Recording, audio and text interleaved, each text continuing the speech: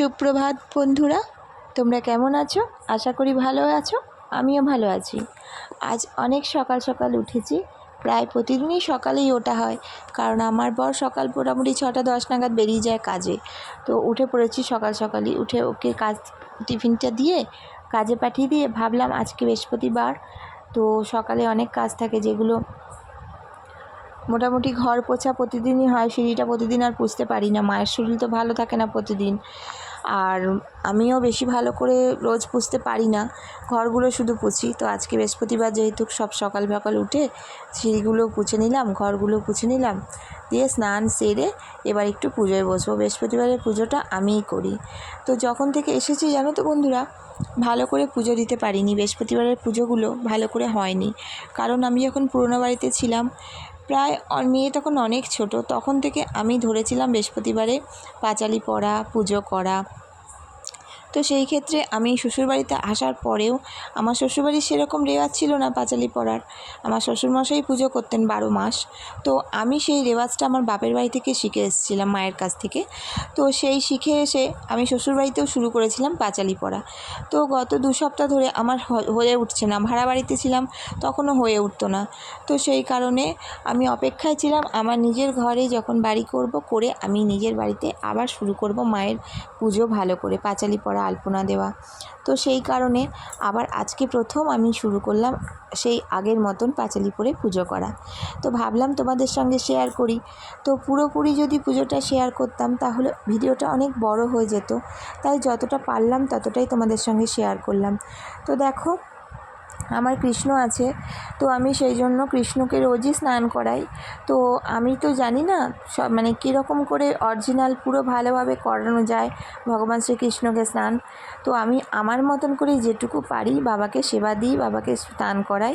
তো আমার যে কৃষ্ণ মূর্তিটা রয়েছে দেখতে পাচ্ছ তোমরা, এই কৃষ্ণ মূর্তিটা আমার মা হঠাৎ করে মন চেয়েছিল কিনে আনবো, তাই দোকান থেকে কিনে এনেছিল। এটা কোনো মানে পিতল নয়, কোনো দামি কিছুও নয়, হালকা একটা পাথরের বাবার মূর্তি।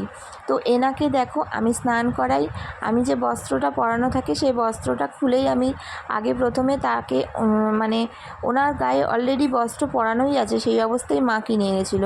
তো ওপর দিয়ে আর একটা জামাতে আমরা পরাই। তো সেই উপরের জামাটা খুলে আমি ওনাকে আগে একটুখানি আদর করি, আমি একটু ভালো করে তাকে প্রণাম করি, তার চরণে মাথাটা ঠেকাই। তারপরে আমি তাকে স্নান করানোর জন্য চন্দন মাখাই, চন্দন মাখিয়ে তারপরে আমি জলশঙ্খ দিয়ে প্রথমে তুলসী পাতা দিয়ে স্নান করাই, তারপরে আমি আলাদা করে ভালো জল দিয়ে আবার একবার স্নান করাই। তো এইবার আমি দেখো স্নান করিয়ে নিয়েছি, করিয়ে নিয়ে এবার আমি তাকে ভালো করে গামছা দিয়ে পুছিয়ে দিচ্ছি। তো দেখো আরও কিছু কৃষ্ণের জন্য আমার কেনার ইচ্ছা আছে, আস্তে আস্তে কিনবো। এই জামাগুলো আমি নিজেই বানিয়ে দিয়েছি আমি ঘরে মেশিনে, তো সেগুলোই আমি পরাই। সাইজটা ঠিক ছোট হয় না, মাঝে মাঝে বড় সাইজই হয়ে যায়, সাইজটা আনতে পারি না ঠিকঠাক। তো স্নান করিয়ে দেখো জামা কাপড় পরিয়ে চন্দনের টিকা লাগিয়ে ওনাকে তুলসী পাতা দিয়ে বসিয়ে দেওয়া হয়েছে। এবার আমি লক্ষ্মী মায়ের পুজো করছি। তো দেখো আমি ঘট পেতে দিলাম, ঘট পাতার সময় আমি একটু উলু দিই, তো সেটাও দিয়ে দিলাম। আর শ্রীকৃষ্ণ বসানোর সময় আমি একটুখানি ভুলে গেছিলাম তাকে আতর দিতে, বা সেন্ট যেটা বলো তোমরা, তো আমি জানি না, আমি আতরই বলি। তো সেই রকম আমি দিয়ে নিয়েছি গায়ে। তার একটু স্নান করানোর পর জামায় আমি একটু বুলিয়ে দিই, তারপরে ওনাদেরকে খেতে দিচ্ছি।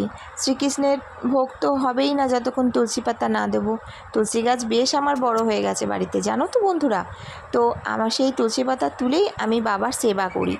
তো এখন দেখো আমি একটু আরতিও করে নিচ্ছি।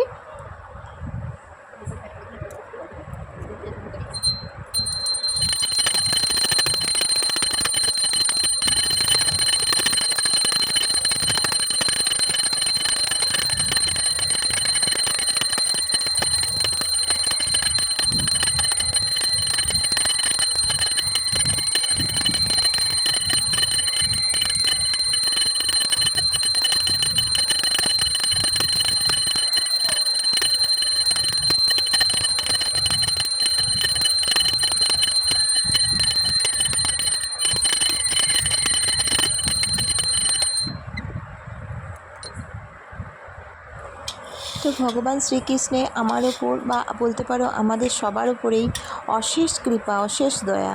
তার জন্যই আজকে আমি যেটুকু আছি, যেখানে আছি, সে ছাড়া আমি কিছুই না। তো যাই হোক, আমার পুজো মোটামুটি হাফ কমপ্লিট হলো। এবার আমি মায়ের বই পড়ে নিচ্ছি।